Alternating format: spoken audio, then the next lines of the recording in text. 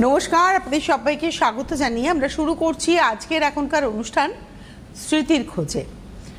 আজকে স্মৃতির খোঁজে অনুষ্ঠানটা একটা আজকে ঘটে যাওয়া ঘটনাকে কেন্দ্র করে আমি করতে চাইছি, কারণ প্রচুর কথা বলেছি, প্রচুর গল্প আপনাদের থেকে শুনেছি, আপনারা সরাসরি যুক্ত হয়েছেন আমাদের সঙ্গে, কারণ এটা লাইভ ফোন ইন অনুষ্ঠান।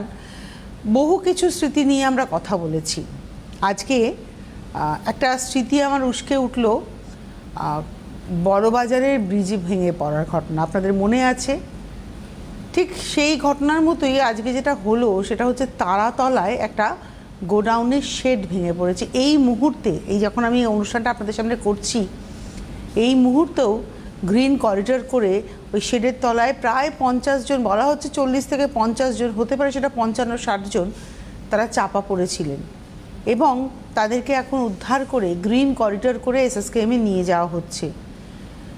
লোহার বিমের নিচে তারা চাপা পড়েছিলেন। এরকম বহু মানুষ তারা আর্তনাদ করছেন। আমি সেই খবরটা দেখে আপনাদের জন্য এখানে এলাম এবং কেউ হাত বাড়াচ্ছেন যে বাঁচাও বলে, কিন্তু একটা হাত বাড়াচ্ছেন আর একটা হাতের উপরে লোহার বিম পড়ে আছে। যখন উদ্ধার করা হচ্ছে তখন বের করতে পারছেন না শরীরটা।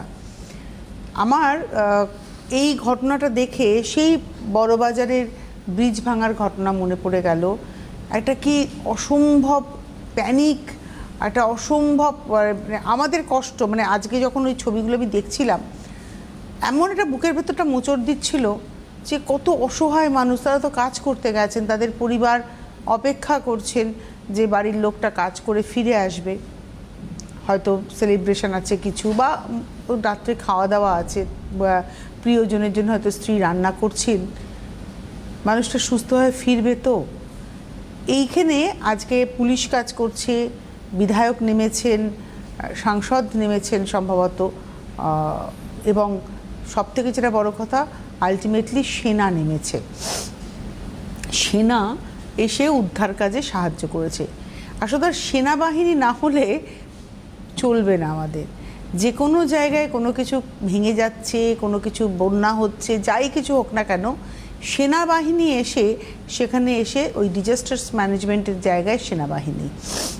আমার আপনার জীবনে হয়তো এরকম কোনো না কোনো স্মৃতি আছে এরকম দুর্ঘটনার, যেখানে আপনারা হয়তো সাহায্য নিয়েছেন, সাহায্য পেয়েছেন সেনাবাহিনীর। তো যদি কীরকম কোনো ঘটনা থাকে অবশ্যই আমাদের সঙ্গে ভাগ করুন। এবং তারাতলায় যারা এই মুহূর্তে চাপা পড়ে আছেন বা বেরিয়েছেন, অসুস্থ হয়ে হসপিটালে ভর্তি হয়েছেন, তাদের প্রত্যেকের জন্য আমরা ঈশ্বরের কাছে প্রার্থনা করি যেন তারা সুস্থ হয়ে পরিবারের সঙ্গে মিশতে পারেন, মিলতে পারেন।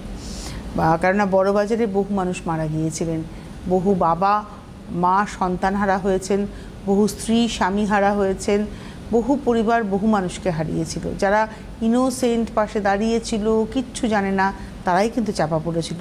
ট্যাক্সি ড্রাইভার যিনি ট্যাক্সিটা ওই ব্রিজের নিচে দেখে একটু রেস্ট নিচ্ছিলেন, বিহারে তার পরিবার, তারাই চাপা পড়েছিল। দোকানের ছোট ব্যবসায়ী যে ওই মানে হকার্স আর কি, তারা দোকান করেছিল, তারা চাপা পড়েছিল। তো অবশ্যই আপনাদের কাছ থেকে আমরা জানতে চাই, ফোন করুন 6292242341, 6292242342। আর যদি আপনারা বলেন যে তোমার জীবনে এরকম ঘটনা তুমি দেখেছো, হ্যাঁ দেখেছি। সিকিম, আমাকে বারবার ওই লাচেনের রাস্তা আমাকে ভয় পাওয়ায়। আবার তো শুনলাম সিকিমে নাকি ধস নেমেছে। নর্থ সিকিম ট্যুরিস্টদের জন্য নয়, এ কথাটা আমার নয়। যখন আমরা লাচেনে গিয়ে আটকে গেলাম, প্রতিদিন রাত্রে বাঁচার জন্য দৌড়াচ্ছি, জামা কাপড় জুতো সব পরে রয়েছে হোটেলের রুমে, আমরা পালাচ্ছি কি নিয়ে? শুধু ওই আইডি কার্ড যেটা নিয়ে যেতে হয় আর ব্যাগটাকে নিয়ে, মোবাইলগুলোকে নিয়ে শুধু রোজ রাত্রে পালিয়ে বেড়াচ্ছি। আজ এই মানে ইয়েতে প্যাগোডাতে যাচ্ছি, কালকে কোনো একটা উঁচু হোটেলে যাচ্ছি। কোনো দিন এমনও হয়েছে একটা দিন পুরো টিনের শেডের নিচে রাস্তার উপরে দাঁড়িয়ে রয়েছে ওই ঠান্ডার মধ্যে, শুধু বাঁচার জন্য। খাওয়া তো ভুলেই গিয়েছিলাম। মানে শেষের দিকে এমন হলো, 120 টাকা দিয়ে শুরু করেছিল একটা জায়গায় থাকা ছাতেনে, 120 পার প্লেট, এবং পরের দিকে বলল যে দিনের বেলায় একবেলায় খাওয়া দেওয়া হবে, রাত্রে দেওয়া হবে না। তাও কি খাবার? ম্যাগি। মানে এইগুলো না আমরা কাটিয়ে এসছি। এবং তাও কষ্ট করেছে, ওই কষ্টটা তখন কষ্ট মনে হচ্ছিল না, তখন খালি মনে হচ্ছিল কবে বাড়ি কলকাতায় ফিরবো এবং পরিবারের লোকেদের সঙ্গে মিলিত হব। তখন আমার বাবাও বেঁচে ছিলেন, বাবা মা সন্তান এক ছেলে রয়েছিল আমার এখানে। তো যাই হোক, ওই সময়টা আমি কাটিয়েছি এবং সেখানে সেই সেনারাই আমাদেরকে উদ্ধার করলেন, চপারে করে পৌঁছে দিলেন একটা সেফ জায়গায়, যেখান থেকে আমরা গাড়ি ঘোড়া সব পেলাম এবং ফিরে আসতে পারলাম।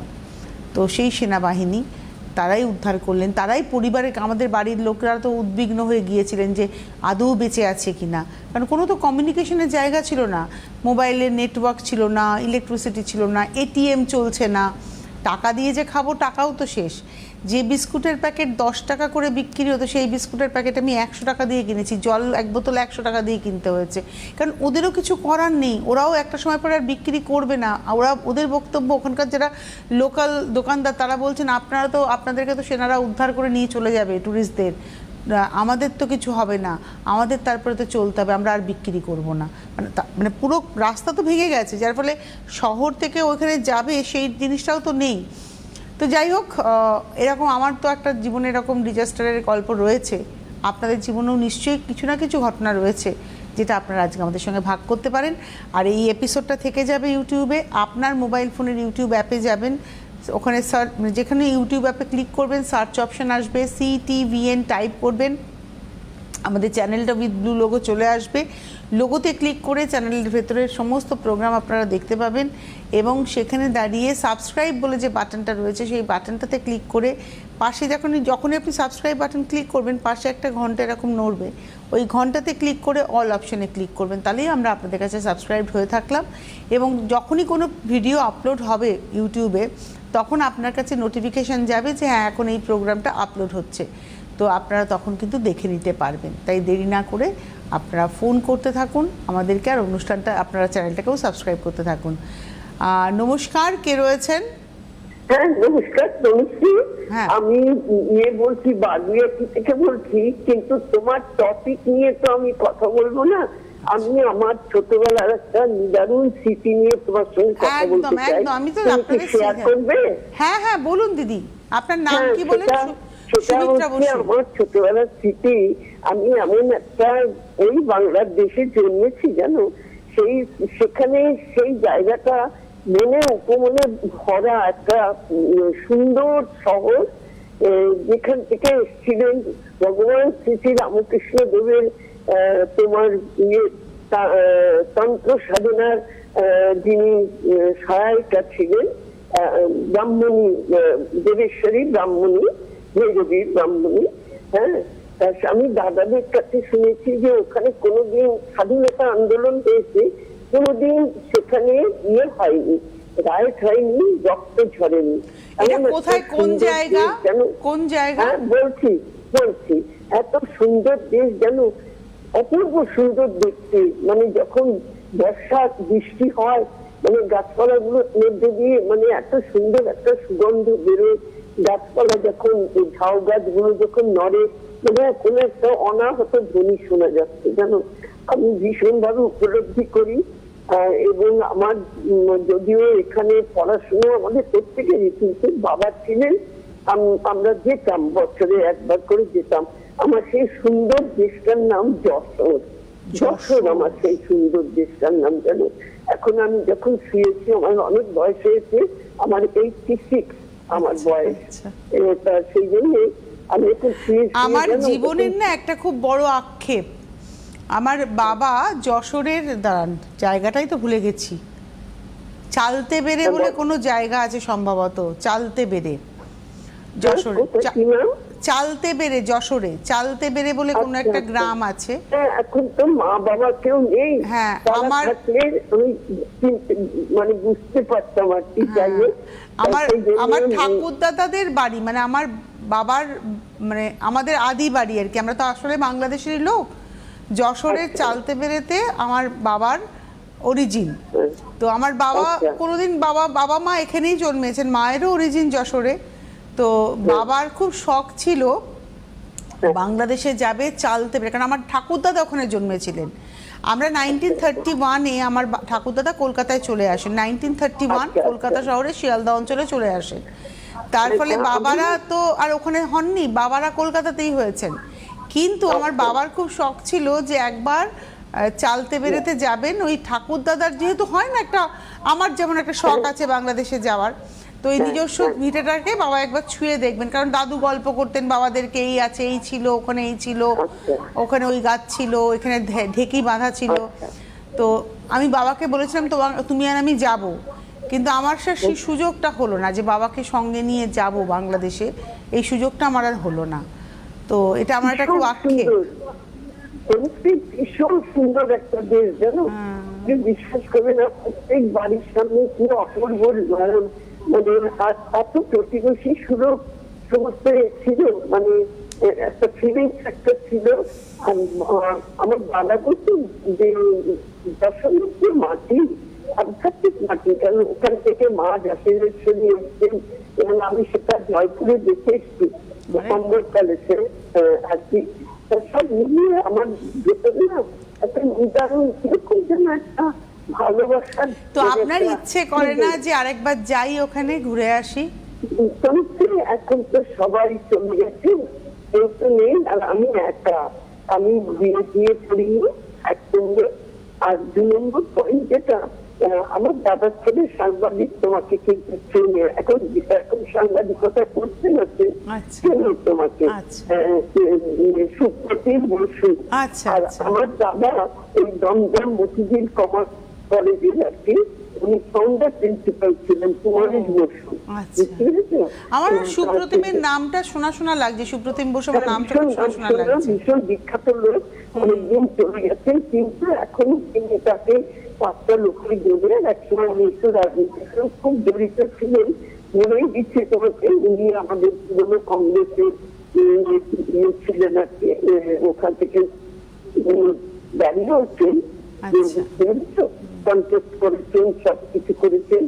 সেই জন্য আমি তোমাকে বললাম, আমি তোকে বলছি আমার মুখের মধ্যে না দিচ্ছি, আমি বিশ্বাস করে এত কষ্ট হয় আমার, আমি তো থাকি সেখানে। এই যে যেখানে জন্মায় না, যে যেখানে জন্মায়, যেখানে যার শৈশব কাটে, সেই জায়গাটা তাকে খুব টানে, এটা আমি ফিল করি, মানে এটা আমি উপলব্ধি করি। ভালো থাকুন, ধন্যবাদ ফোন করার জন্য দিদি, আবার ফোন করবেন, আমরা আছি আপনাদের সঙ্গে গল্প করার জন্য। আপনারা কেউ একা নন। সোম থেকে শনি, সোম মঙ্গল বুধ শুক্র শনি, এই অনুষ্ঠানটা 8 ঘন্টা, হয়তো আমরা সময়টা 8 ঘন্টা, কিন্তু এই 8 ঘন্টাটা 8 ঘন্টার সামিল হয় আমাদের জীবনে। তো আপনারা অবশ্যই ফোন করবেন, সরাসরি কথা বলবেন, আমরা যারা অনুষ্ঠানটা সঞ্চালনা করি আমরা আপনাদের সাথে গল্প করব। তো আমি বলছিলাম না, যে যে জায়গায় আমরা জন্মাই সেই জায়গাটা আমাদেরকে খুব আকৃষ্ট করে, আমাদের একটা টান তৈরি হয়। নমস্কার, কে রয়েছেন?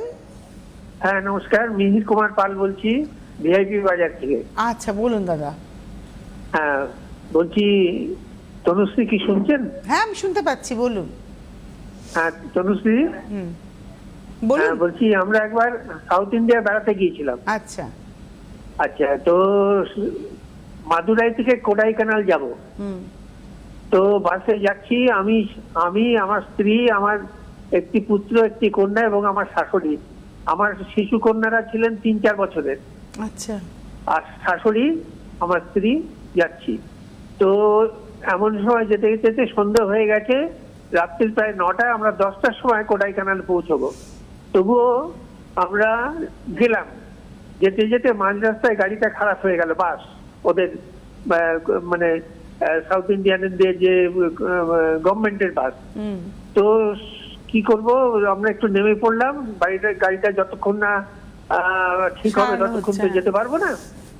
তো ইতিমধ্যে আমার মিসেস, আমার স্ত্রী বললেন কি একটু বাথরুম পেয়েছে, তো একটু ব্যবস্থা করো। তো সামনের দিকে না গিয়ে, সামনের দিকে তো গাড়ির হেডলাইট ছিল, তো আমরা বাসের পেছন দিকটায় গেলাম। তো পেছন দিকটায় গিয়ে বাথরুম সেরে যখন ফিরছি, তখন দেখছি বাসটা ওখানে নেই।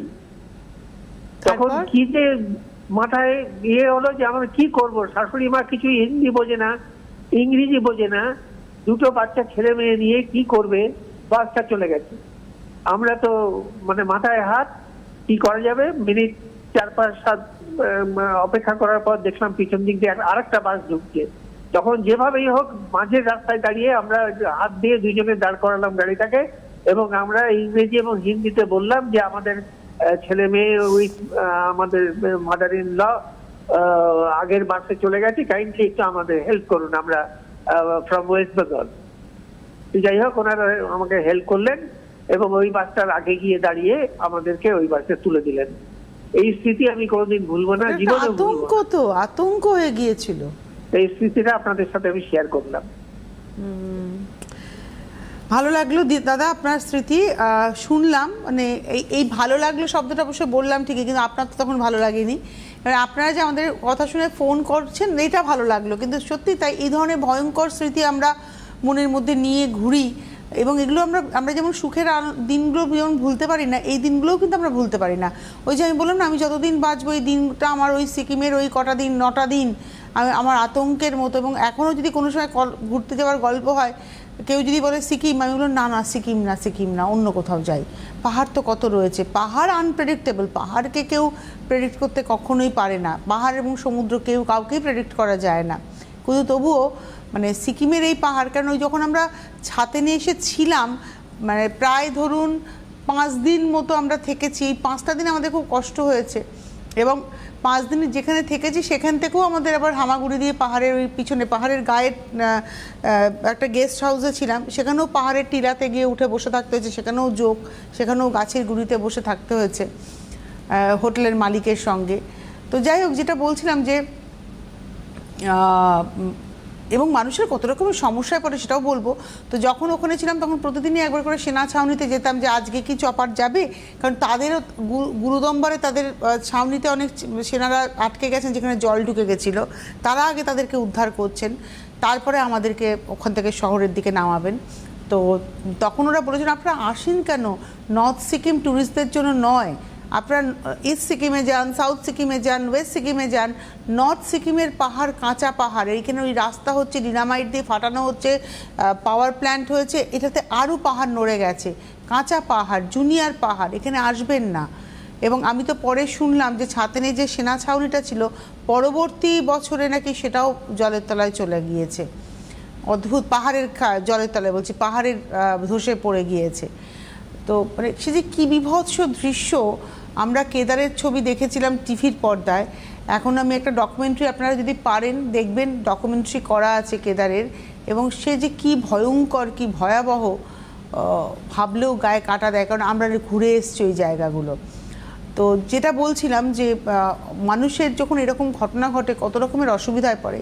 আমরা ছাতিনে যে হোটেলটায় ছিলাম সেই হোটেলের ভদ্রলোক ভদ্রমহিলা স্বামী স্ত্রী তারা হোটেল চালান, তাদের ছেলে মেয়েদের বিয়ে হয়ে গেছে, তারা বাইরে পড়াশুনোও করেন। তো তাদেরই একটি ছেলে থাকতো হচ্ছে সম্ভবত দিল্লিতে, একটি কলেজে পড়তো, তার কাছে তারা টাকা পাঠাতে পারছেন না। তো তারা আমাদের রিকোয়েস্ট করেছিলেন যে আপনারা তো কলকাতায় যাচ্ছেন, আমাদের যে অ্যামাউন্টটা আপনাদের হয়েছে, ওরা আমাদের থেকে টাকা নিত না, তখন বলেছিল এই অ্যামাউন্টটা আমার ছেলেকে পাঠিয়ে দেবেন। তো আমরা ফিরে এসে সেই অ্যামাউন্টটা ওই ছেলের কাছে আমাদের জিপে নাম্বার দিয়ে দিয়েছিল, কারণ ওখান থেকে কমিউনিকেট করা যাচ্ছিল না, আমরা পাঠিয়ে দিয়েছিলাম। পরবর্তীতে আমরা আবার তাকে ফোন করেছিলাম যখন সব কিছু ঠিক হলো, যে আপনারা কি আপনার ছেলে পেয়েছে তো, বা আপনারা জানেন তো, বলেছে হ্যাঁ হ্যাঁ জানি, তারা আমাদেরকে ধন্যবাদ জানিয়েছিলেন। তো নমস্কার, কে রয়েছেন? আমি সন্ধ্যা মাদক বলছি। হ্যাঁ, কি খবর দিদি, বলুন কেমন আছেন? হ্যাঁ ভালো আছি, আপনি কেমন আছেন? আমিও ভালো আছি, কিন্তু আজকে মনটা একটু খারাপ হয়ে গেছে ওই তারাতলার ঘটনাটা দেখে আমার। হ্যাঁ হ্যাঁ, আমিও দেখলাম খবরে, খুবই খারাপ লাগছে। খুবই খারাপ এই বিষয় নিয়ে কিছু স্মৃতি আপনি বলতে বলছেন, তাই তো? একদম, মানে আপনাদের জীবনে এরকম কোনো দুর্ঘটনা যেটা ভয়ঙ্কর স্মৃতি, যেটা থেকে বেরোতে পাচ্ছেন না বা পারবেনও না কোনোদিনও? আমার জীবনে একবার ঘটেছিল, তবে কোনো গাড়ি টাড়ি নয়, ওই বড় যে ঝড়গুলা হয় না, ওই বড় ঝড়ের মুখে পড়ে গেছিলাম। আচ্ছা। সেই ঝড়টাকে মানে কাটিয়ে মানে বেরোতে পারিনি, বহু কষ্ট হয়েছে সেই ঝড় সামলে বেড়ানোর জন্য।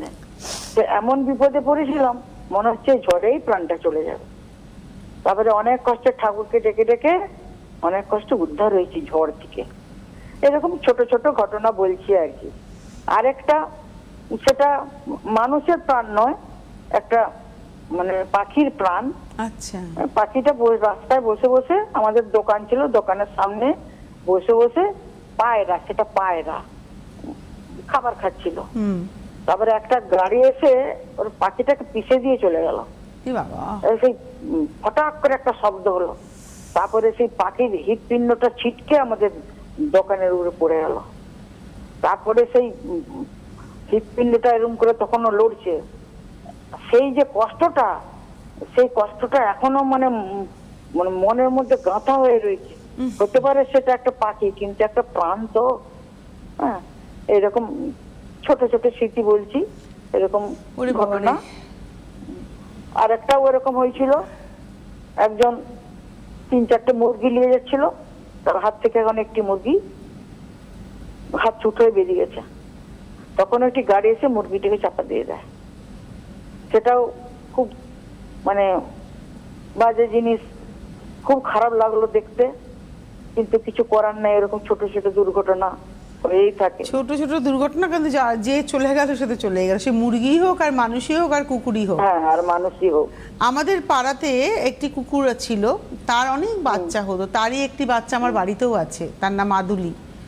তো ওই আদুলির মা আমরা বলতাম, আদুলির মা, কারণ ওর প্রথম যখন ওর বেবি হয় তখন ওর 8টা বাচ্চা হয়েছিল। আর ওই 8টা বাচ্চার মধ্যে 8 নম্বর বাচ্চা হচ্ছে আমার বাড়িতে যিনি আছেন এখন, মহারাজ আদুলি। আদুলি নাম দিয়েছিলাম আমরা তার। আদুলি হচ্ছে 8 নম্বর সন্তান। তো ওর এটা হচ্ছে ওর ফার্স্ট মানে বেবি হয়েছিল। যখন হয়েছিল তখন 8টা বাচ্চা হয়েছিল, প্রথমবার যখন বাচ্চা হয়। তো ও আমাদের পাড়ার কুকুর ছিল না, পাশের গলির কুকুর ছিল। কিন্তু আমাদের বাড়ি থেকে যেহেতু কুকুর খেতে দেওয়া হয়, তো অনেক এপাড়া ওপাড়ার মানে মানুষজন আসেন আর কি, তারা আর কি চার পেয়েরা আসেন, এসে খেয়ে দিয়ে যান। এখনও যেমন নেপালি বলে একজন আছে, সে আমাদের এলাকারই নয়, কিন্তু সে ঠিক ওই রাত্রিবেলা, ও দিনে একবার রাত্রিবেলা এসে একবার দাঁড়াবে। সে খুব, তার নাম নেপালি, কিন্তু সে লম্বা চওড়া, চেহারা ভালো। সে তাকায়, এসে বাড়ির দিকে দোতলার দিকে তাকিয়ে থাকে। যদি আমরা যখনই কেউ দেখতে পাই, ওর ভাত রাখা থাকে, গিয়ে খালি বার করে দিতে হয়। তো ও খেতে আসতো। তো ও যে গলিতে বাচ্চা দিয়েছিল সেই গলিতে, এরকম প্রত্যেকটা গলিতেই দেখবেন এরকম একটা খেকুড়ে টাইপের লোক থাকে যে কুকুর পছন্দ করে না। তো ওই বাচ্চা কাচ্চা সমেত আমাদের গলিতে, আমাদের বাড়ির সামনে, গাড়ির সামনে এসে রেখে দিয়ে চলে গিয়েছিল। তো যাই হোক, সেখান থেকে আদুলিকে আমরা পাই। তো ওই আদুলির মা হঠাৎ করে একদিনকে 2024 সালেই হঠাৎ করেই গাড়ির ধাক্কায় মারা যায়, এবং সেটা না দেখার মতো নয়। ওর পেটের উপর দিয়ে গাড়ি চলে যায় এবং পুরো পাঁজরের থেকে পিঠটা পর্যন্ত দেখা যাচ্ছিল। মানে সে যে কী প্যাথেটিক রাস্তার মাঝখানে। যারা গাড়ি চালায় তারা একটু সতর্ক হয়ে চালাতেই পারে। নমস্কার, কে রয়েছেন? হ্যালো, কে বলছেন? আমি ভারতী সরকার, রায়গঞ্জ থেকে কথা বলছি। বলুন দিদি, নমস্কার, বলুন। হ্যাঁ, তনুশ্রী। বলছি। হ্যাঁ, আপনি আপনার কথা বলুন। হ্যাঁ, বলছি যে আমার একটা ছোট্ট স্মৃতি আছে, এই দুর্ঘটনার স্মৃতি। আমরা তখন আমার বোনের হাজব্যান্ড কন্টাই হসপিটালে ডাক্তার। আচ্ছা। তা আমরা বেড়াতে গিয়েছিলাম ওইখানে, দীঘাতে বেড়াতে গিয়েছিলাম। তারপরে ওইখান থেকে ওদের বাড়িতে ছিলাম, ওইখান থেকে দীঘার আশেপাশে সব ঘুরে টুরে আসছিলাম। এসে মানে বেশ এনজয় করার পরে একটা ফুর্তির মুডে ছিলাম সবাই। আসার পথে আর একটা যেই পার হয়েছে না, রাত্রিবেলা, তখন রাত্রি 10টা হবে, আমাদের নিজেদের গাড়ি নিয়ে গিয়েছিলাম। সেই সময় আপনার ডাকাতের খপ্পরে পড়েছিলাম। কিরকম? হ্যাঁ, সেই সামনে একটা গরুর গাড়ি আসছিল, আমাদের গাড়িটা, ও গরু গাড়িতে মানে যে চালাচ্ছিল এমন ভাবে এলোমেলো ভাবে চালাচ্ছিল যে আমাদের গাড়িটার সাথে যেন লাগে। হ্যাঁ, লেগে যাওয়াতেই যে গাড়ি চালাচ্ছিল গাড়িটার চালকও পড়ে গেল। পড়ে গিয়ে মুখে একটু ছোট কেটে রক্ত বেরোলো। অমনি সাথে সাথে না 8-10 জন সে হাতের মধ্যে লাঠি নিয়ে, বল্লম টল্লম নিয়ে ওরা একবার আমাদের গাড়ির সামনে এসে বলে কি, আপনারা এরকম ভাবে দারোয়ানকে আপনারা মেরে ফেললেন, এত মাথা ফেটে গেছে, এ হয়ে গেছে, ভীষণ হাম্বি করতে লাগলো। তারপরে তখন ওদের আমার হাজব্যান্ড, আমার দাদা, ওরা গাড়ি থেকে নামলো, নেমে তখন ওরা দেখলো যে না তেমন কিছু হয়নি, কিন্তু অতগুলো লোক সেই বল্লম নিয়ে দাঁড়িয়ে আছে। আর তখন ফারাক্কার ওই রাস্তাটা তো খুবই লোক যাতায়াত করে, আমরা হাত দেখাচ্ছি কিন্তু কোনো গাড়ি আর দাঁড়াই না। আর ওরা বুঝতে পেরেছে যে নিশ্চয়ই গাড়িটা কোনো ডাক্তার খপ্পরে পড়েছে। ইতিমধ্যে আমরা তো তখন দুর্গা নাম জব করছি, আর আমার ছেলে মেয়ে তখন এই 3-4 বছরে, ওরা তো ভয়ে কাঁপছে এরকম ভিড় টিড় দেখে, যে বাবা মা বা মামাকে নিশ্চয়ই এরা কি করবে না করবে ভীষণ করছে। তারপরে সেই সময় একটা পুলিশের গাড়ি যাচ্ছিল, তখন আমরা হাত দেখালাম, পুলিশি গাড়িটা দাঁড়ালো, দাঁড়িয়ে আমরা সমস্ত কথা বললাম। যে তখন ওদের বলে যে ঠিক আছে, তোমাদের এখানে তো মিউচুয়াল করা যাবে না কিছু, যে তোমাদের হয়েছে, তোমাদের গাড়ি চালকের রক্তপাত হয়েছে, সবকিছু হয়েছে, কিন্তু সামান্যই হয়েছিল। তো যাই হোক, ওরা তো যারা ডাকাত তারা তো বেশি বেশি করে বলছে যে আমার এই হয়েছে ওই হয়েছে। তখন বলছে ঠিক আছে, তো আমাদের গাড়িতে তোমরা এসো, তোমাদের কয়েকজন আসুক, আর আমাদের কয়েকজনকে ওরা বললো যে আপনারাও আসুন, এসে আমরা ফারাক্কাতে গিয়ে আমরা ফারাক্কা কালিয়াচক থানাতে গিয়ে আমরা একটু মিউচুয়াল করবো। তারপরে গিয়ে আমাদের পুলিশের গাড়ি আগে আগে চললো, তারপরে আমাদের গাড়িকেও বললো যে আপনারাও আসুন। আমরা আস্তে আস্তে আস্তে আস্তে সেই কালিয়াচক থানাতে এলাম। কালিয়াচক থানাতে আসার পরে পুলিশরা সমস্ত কিছু শুনে টুনে তার বললো যে আপনারা তো খুব আচার বেঁচে গেছেন, আপনারা ডাকাতের খপ্পরে করেছেন। তো যাই হোক, এখন একটা ওদের সাথে একটা কিছু টাকা পয়সা দিয়ে লেনদেন করতে হবে, সামান্য কিছু টাকা পয়সা দিয়ে তখন মানে 500,000 টাকা মতো দিয়ে মুক্তি পাওয়া গিয়েছিল। 500,000 তখন কিন্তু সামান্য ছিল না। হ্যাঁ, কিন্তু তা না হলে ওদের আমাদের মানে আমি কি বলছি যে তখনকার দিনে 500,000 কিন্তু সামান্য নয়, এখনকার দিনে 500,000 সামান্য। 500 টাকার নোট মানে 10 টাকার নোটের মতো। যাই হোক, ভালো থাকুন, সঙ্গে থাকুন ভারতীদি। আপনি রায়গঞ্জে থাকেন, আমি রায়গঞ্জে টানা 7 বছর গেছি দুর্গাপুজোর সময়। পঞ্চমীর দিন রওনা হতাম মালদা থেকে রায়গঞ্জ থেকে শিলিগুড়ি। তো এই রায়গঞ্জ থেকে যখন শিলিগুড়ি আসতাম আমরা, তখন বেঙ্গল লাইন বলে মনে একটা রাস্তা ছিল, মাঝে মাঝে না ওই জ্যামে পড়ার জন্য আর দেরি হবে বলে আমরা ওই রাস্তার ভিতর দিয়ে আসতাম। এটা এইরকম গ্রাম, এবং সেখানে যখন ঢুকতাম তখন ড্রাইভার যিনি থাকতেন আমাদের ইয়েতে অভিযানের, তিনি বলতেন দিদি উতার লিজিয়ে, মানে আমার গলায় একটা চেন বরাবরই পরতাম, আমার একটা চেন থাকতো, তা বলতো উতার লিজিয়ে। আমি বলতাম কি বলছে, ও চেন নিকাল ডালিয়ে। আর তখন আমি প্রশ্ন করছিলাম কেন, বলে যে এটা যদি থাকে ওই গাড়ি, আমি সামনের সিটে বসতাম, বলতো ওরা এটা ডাকাতদের গ্রাম, এখানে একটু কিছু হলে ওই মুরগি টুরগি ছেড়ে দেবে, গাড়ির চাকা লেগে গেলেই প্রচুর টাকা ডিমান্ড করবে। তো যাই হোক, আপনার কথা বলাতে আমার ওই রাস্তাটার কথা মনে পড়ে যেত। তো আমি ওই ঢুকতাম যখন ওই রাস্তাতে নিয়ে যেত, কিন্তু ওটাই শর্টকাট রাস্তা ছিল, নইলে মেন রাস্তা যেটা হাইওয়ে দিয়ে গেলে প্রচুর জ্যামে পড়তে হতো। এদিকে আমাকে টাইমের মধ্যে আবার শিলিগুড়িতে ঢুকতে হবে, ইভেন্ট থাকতো। তো আমি ওখানে ঢুকে ওই রাস্তায় যেই চলা শুরু হতো, আমি চণ্ডী পড়তে শুরু করে দিতাম চিৎকার করে গাড়ির মধ্যে, চণ্ডী পড়তে পড়তে আসতাম। আমার মতো মাই বাঁচাবেন আমাদেরকে। ভালো থাকুন সকলে, ঈশ্বর ছাড়া আমাদের গতি নেই। আমিও প্রার্থনা করছি, আপনারাও প্রার্থনা করুন যে 50 থেকে 60 জন চাপা পড়ে গেছেন তারা যেন সুস্থ সুন্দরভাবে পরিবারের সঙ্গে ফিরতে পারেন, মিলতে পারেন। সকলে ভালো থাকুন, সুস্থ থাকুন। নমস্কার।